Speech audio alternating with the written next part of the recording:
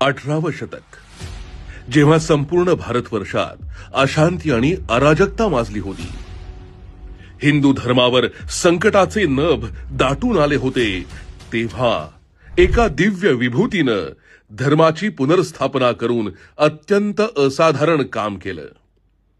त्या म्हणजे पुण्यश्लोक अहिल्याबाई होळकर.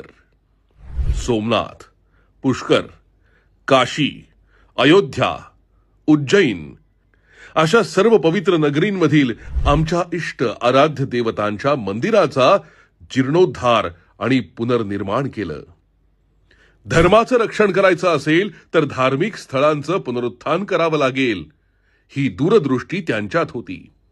फक्त मंदिरच नाही, शेकडो पाणपोई, घाट, विहिरी, रस्ते त्यांनी निर्माण केले. हातमाग आणि वस्त्रोद्योगाची केंद्र तयार केली.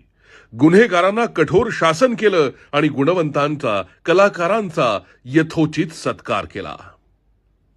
त्यांनी केवळ न्याय सुशासनाचा आदर्शच घालून दिला नाही, तर संपूर्ण राज्याची सामरिक शक्ती ही वाढवली आणि निर्माण केली धर्माभिमानी, स्वाभिमानी प्रजा.